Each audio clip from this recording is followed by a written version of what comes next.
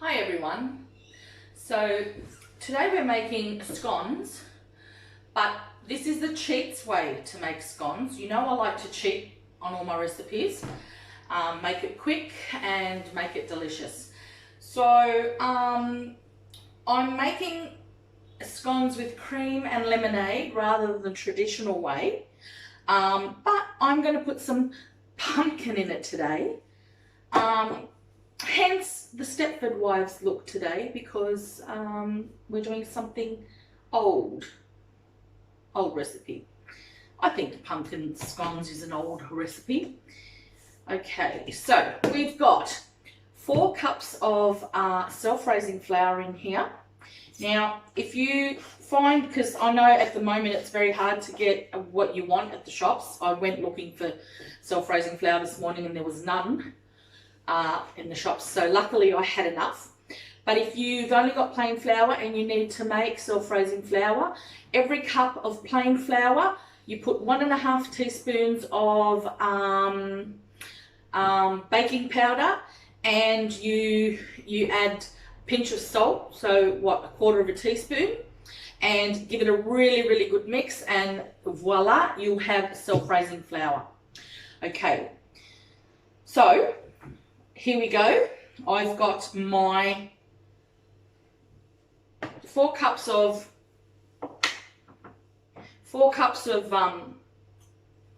self-raising flour. I'm going to put a pinch of salt, because as I said, I always in my pastries especially put some salt. I've got my cream, 300 mils of cream, and I use the thickened cream. I just find it's not as wet. It tends to bind a little bit better. And then I've got 300 mils of lemonade. Okay, now I don't know if you can use diet lemonade. I'm using regular lemonade. I'm sure if you've got diabetes, you can use regular lemonade. I mean diet lemonade, sorry. Okay, now traditionally you don't use anything other than a knife or a palette to bind this together, to bring it together. Okay, that's just the way it is from the olden days. Okay. And here we go.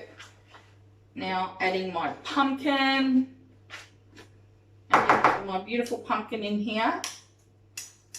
I've got about a very well packed 1/2 cup of pumpkin, possibly a little bit more.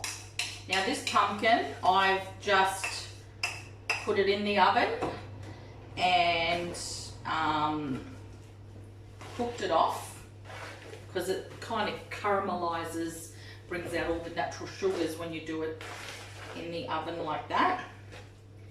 And it cooks quite quickly, and because if you boil it, it gets too much water content within the pumpkin. If you put it in the oven, you're not adding any further moisture into it. Okay, so definitely much better to just roast it. And of course it's cooled down. The pumpkin's cooled down. Okay, now we're getting there with our mixture. It's sort of all coming together.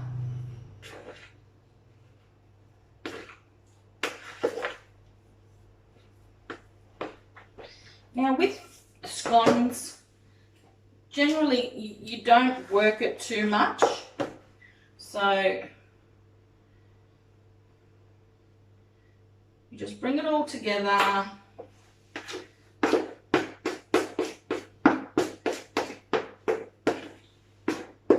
Once it's all combined, put it out onto your bench.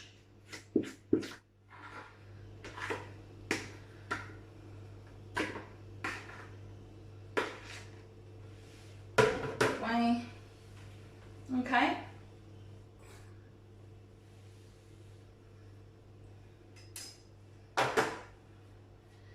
And with a little more flour, just to avoid all the stickiness, you just bring it all together. Okay.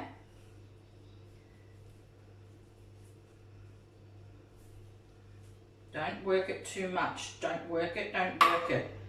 It's not, it's a very delicate,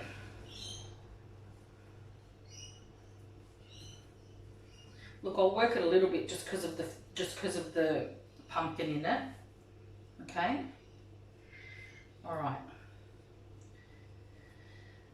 Now, that's about, just press it out to the height that you want to cut it out. Remember, these will rise in the oven, so not too high when you cut them out. Okay, now I don't have a cutter, so I'm using just a cup or a glass. Here's my tray, one I prepared earlier. And we'll just put our beautiful scones on the tray. These are going to be huge motherfuckers.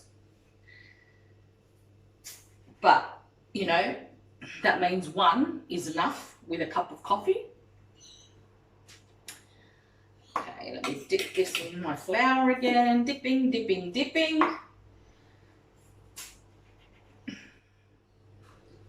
Look. Oh, look.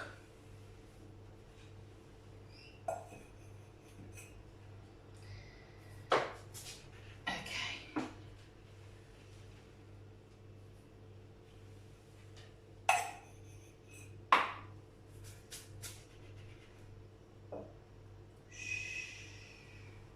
This is great meditation, and it's such an easy recipe. I love it. Traditionally, and we know I don't do traditionally, you put butter and you work the butter in until it comes to like fine breadcrumbs. But I've got really bad arthritis in this thumb, and it fucking kills. It kills. I can't do that. I can't be bothered doing all the, you know. Okay. So this will do just fine. Oh my God. Look at those scones. There you go.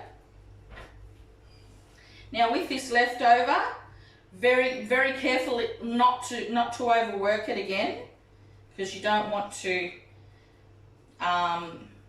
it'll get too tough if you overwork it. So just gently bring it together again and go again until you finish all your scones, or your pastry, or your dough. And don't throw it away, for God's sake. You know, just keep going until you've finished all your dough. I'll just put these on a separate tray, because these are going to expand a little bit. So I'll put these ones on a separate tray. And when they're ready, come back and I'll show you. Don't go too far, guys. Okay?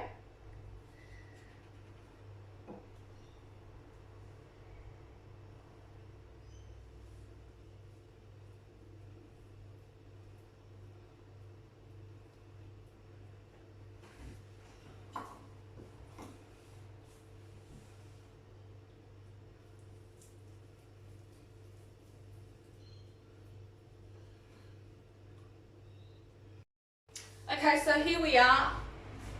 Here we are with our scones. Now I did put them all on one tray because I just don't give a shit. That's just how I roll. Now, and usually you would probably put some milk over the top of these. Just brush on some milk.